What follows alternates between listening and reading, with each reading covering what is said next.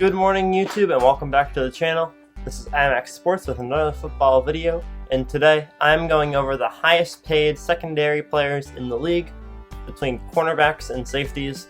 I'm going over a lot of the veterans as well as a lot of the rookies, because there are a lot, not rookies, but people on rookie contracts and people on veteran contracts, because there are a lot of up-and-coming players on rookie contracts who are going to be getting paid pretty soon, and some veterans that I think the teams made some pretty rough decisions on paying them a lot of money. So if you guys enjoy this type of video, make sure to let me know. I did one of these last week with quarterbacks, and it got pretty good reception. So if you guys enjoy it, please make sure to like the video, tell people about it, because these videos this video did do well last week, and I'd like to continue the series. So I hope you guys enjoy, and let's get into the video. So first off, we have Darius Slay. He is the highest paid cornerback in the league, and a lot of that makes sense because in 2017 he had 8 interceptions and 26 passes defended, and the next year, 2018, is when his new salary began. So he got paid that year after his incredible first-team All-Pro season, and he'll probably continue to do well in his career. Next, we have Byron Jones and Xavier Howard, and I really don't know how they got the salaries that they did. To be completely honest with you, they both have 1 Pro Bowl, and they're not consistently good players. They're just like, I have there's a couple more on here, even in the top 5, that I just don't know why they're getting paid this much. And both Byron Jones and Xavier Howard are contracted on the Miami Dolphins through 2024. So I know the Dolphins, everyone says, oh, the Dolphins are so bad, they're so garbage. But they're not going to be going anywhere because their team is still under contract for so long. And it's really too bad. I really want to see the Dolphins do well. But with these type of contracts and the production they're getting from their players, it's really it's just not going to happen. Next is Eddie Jackson, who has had a pretty decent career so far. I don't know if he's worth $14.6 million. I think some of the up-and-coming players still on rookie contracts have had a better start than him, but he has had, I believe, 1 first-team All-Pro, and he got paid right after it, so that's pretty solid, and I'm expecting him to continue to do well. Now, James Bradbury is the 3rd player on here that I have no idea how he's getting this much money. He has no Pro Bowls. He has not been to a single Pro Bowl. He has not been first team. He has not been anything. He's been a team player, yeah, probably. But, that doesn't make you anything special worth $14.5 million. Devin McCourty is getting $11.5 million because he's on the Patriots. That's my example. He's my example because he's always been on the Patriots. He's been a solid piece of our defense for a very long time. But he doesn't make a lot of Pro Bowls. But he's getting paid $11.5 million. Yeah, some people may say 11.5 versus 14.5, but you have to look at it differently. You have to look at it as the 5th highest paid player in the league versus the 16th highest paid player in the league. And I just don't see how James Bradbury is making this much money. Kevin Byard has had a pretty solid start to his career. He hasn't done anything prolific. He made a first-team All-Pro one time. He got paid for it. So hopefully he can continue to do well. He hasn't made the Pro Bowl in 2 years, but it would be nice to see him make the Pro Bowl this year coming up or sometime in the future, near now. Patrick Peterson is on his last year of his contract. He's been with the Cardinals for a very long time. He's just like Larry Fitzgerald. He's extremely old. He's done extremely well for himself, and he's probably going to take less money in the future because he is getting older. And this is the last year of his current contract. He missed the Pro Bowl for the first time in 2020 or in 2019. So it'll be interesting to see how the end of his career ends up. But he's done well for himself, and I'm glad that he's still getting paid pretty well. So there are a couple more veteran players I'd like to go over before we go on to the rookie contracts. And those are Trey Waynes, Marcus Peters, and Tyrann Mathieu, and Stephon Gilmore, and Malcolm Butler. So let's start with Trey Waynes. Trey Waynes is similar to James Bradbury from above. He has no Pro Bowls, and he's still earning $14 million. Now, I know I mentioned Devin McCourty as the standard, but Devin McCourty has had multiple Pro Bowls in his career, just not as many as some of these other players have. So Trey Waynes and James Bradbury getting paid so much money is kind of, it's not expected, it's not what they're supposed to be earning, and it's too bad. But they'll eventually lose those contracts if they can't fulfill what they're expected to do. Landon Collins has done well for himself. I don't really know much about him, but and I'm not going to pretend to know, but I think that he's had at least 1 or 2 Pro Bowls.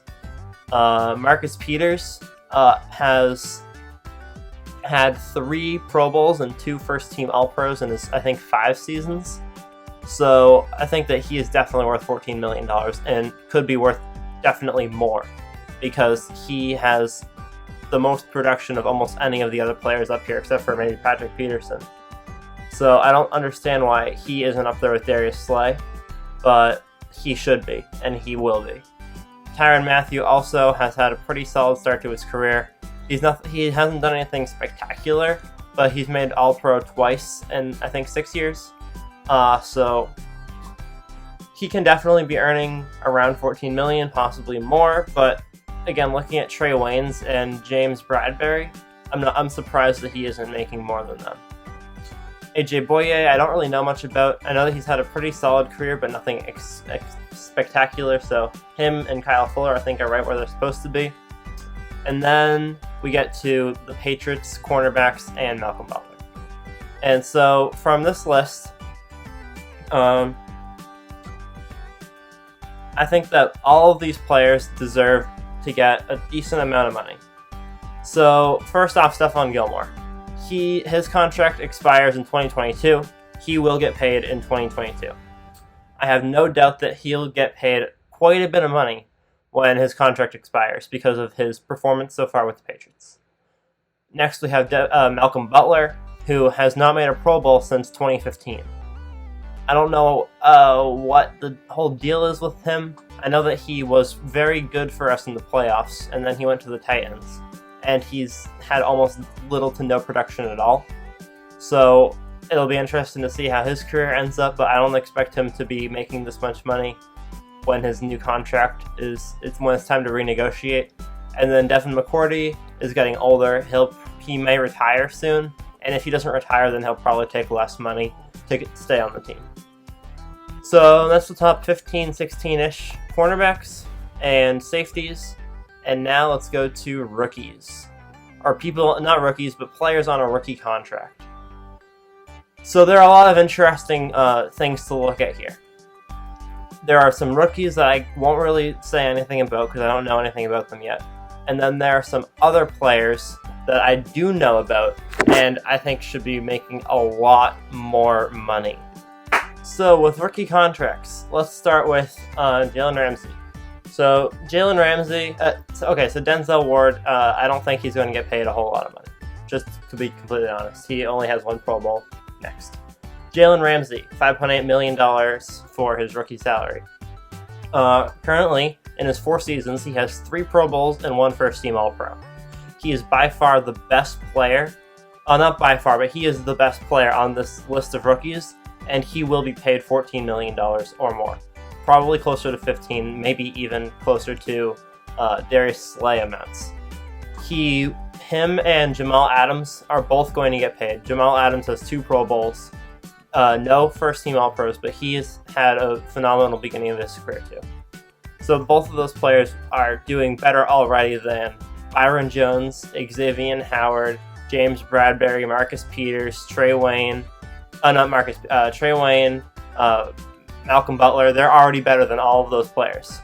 That's 5 of the top 15. So they're all going to get paid a pretty decent amount of money. Minkah Fitzpatrick, he has 1 Pro Bowl, 1 first-team All-Pro. Almost everyone on the rookie contract list has a first-team All-Pro, which I found is very interesting. They've all been in the league for 3 years or less. Jalen Ramsey has an All-Pro. Jamal Adams has 2 Pro Bowls and an All-Pro. Minkah Fitzpatrick has 1 Pro Bowl and an All-Pro. Marshawn Lattimore has 2 Pro Bowls, no All-Pros, but he has 2 Pro Bowls. Marlon Humphrey has a Pro Bowl and an All-Pro.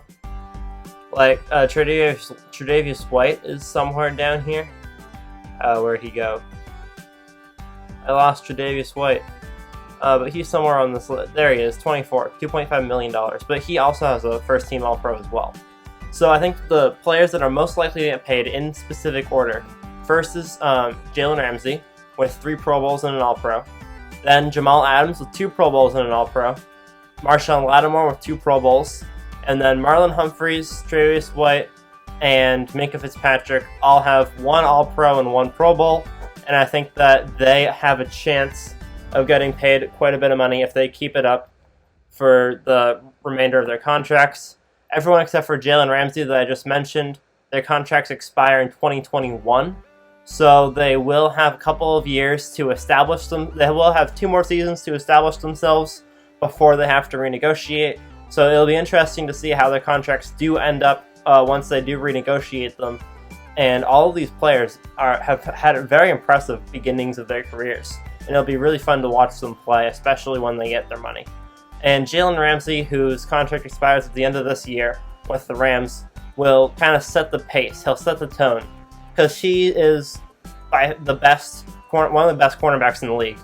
And he'll be getting paid at the end of this year.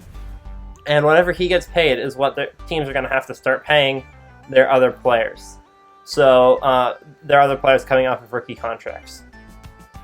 The last player that I wanted to mention that I didn't mention earlier is on the veterans list. And his name is Harrison Smith. Now, Harrison Smith hasn't always been Harrison Smith. And because of that, he is the 24th paid player in the league right now. He did not have a Pro Bowl appearance until 2015. And since 2015, he has appeared in every single Pro Bowl, and I believe has 2 All-Pro appearances. I want to fact check that for one quick second, but I do believe that's true. Yeah, so in 2015 was his first Pro Bowl appearance. He got paid in 2016 after 1 Pro Bowl appearance, so he got decent money. But then 2016, 2017, 2018, 2019, he had 4 Pro Bowl appearances. 2017, he was first-team All-Pro. No other cornerbacks except for Patrick Peterson are that consistent, and he will be one of the top, if not the top paid cornerback in the league when he renegotiates his contract in 2021, or at the end of 2021. So, just a heads up, Harrison Smith is probably going to be one of the highest paid cornerbacks in the league pretty soon. So thank you guys all for watching. I do enjoy making these videos. Visit spotrac.com. That's where I found the list of all of the player salaries. They have all information for player salaries, and I was just going by average salary when I was going over these, but they have the detailed information, the cap room, and different things, and whether it's a signing bonus or it's guaranteed money. So you should go check that website out. It's pretty cool. And I kind of just went over my understanding of it and my understanding of what players I thought should be paid and what players haven't gotten really paid yet. So I hope that you guys enjoyed my analysis, just so that you guys don't need to go through it yourself. So I hope you guys enjoyed the video. It was a little bit different. It was something that I started last week, and I thought that it went well, and I think that you guys enjoyed it as well. So I'm probably going to continue the series next week. Let me know in the comments below what position you want me to do. Also, make sure to check out last week's video. Make sure to check out my auction draft video, which should be in a box somewhere, because that has 4 likes right now. I want that to get to 5 before I do my own fantasy auction draft. So make sure to get that video to 5 likes. It's doing very well, but we want 5 likes. Come on. So thank you guys so much for watching the video, and I'll see you guys all tomorrow. As always, peace out.